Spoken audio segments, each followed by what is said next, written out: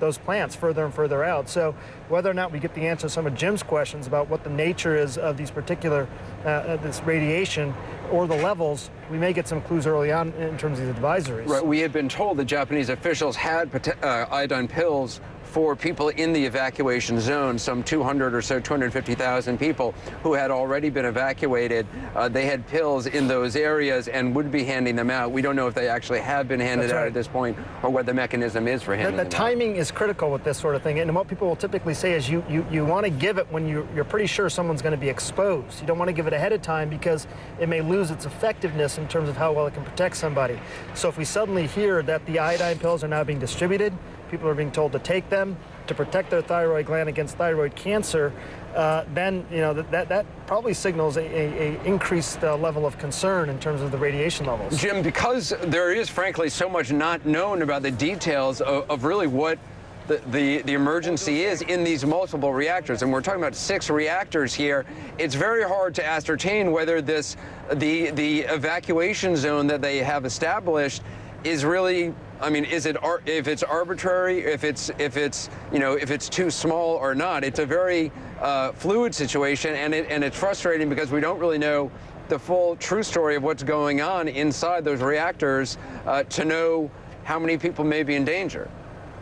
I think that's absolutely right. I think beyond that, we are in uncharted territory. This is what happens when you put 6 reactors in close proximity to each other. If it was one reactor, we have pretty good models for that. But we have things happening. Again, I cannot believe that I'm saying 1, 2, 3, 4, 5, 6 reactors that may have problems simultaneously, all in the same place. So, we don't have any model for that. So part of it is we're new, uncharted territory, and part of it is, for what we do know, we're not being told what's going on. And that makes it very hard for outside analysts to be able to make informed judgments about the nature of the dangers. But, Anderson, it also may be the case that they don't know, that they may not know themselves. Well, which is worrying, even more worrying. We're just seeing some pictures there for a second from NHK, live pictures of the plant. We're going to take a quick break. Again, the breaking news, the very disturbing news, Japanese officials today, just moments ago, saying that workers have suspended emergency operations at the Fukushima Daiichi plant because the radiation levels are frankly too high.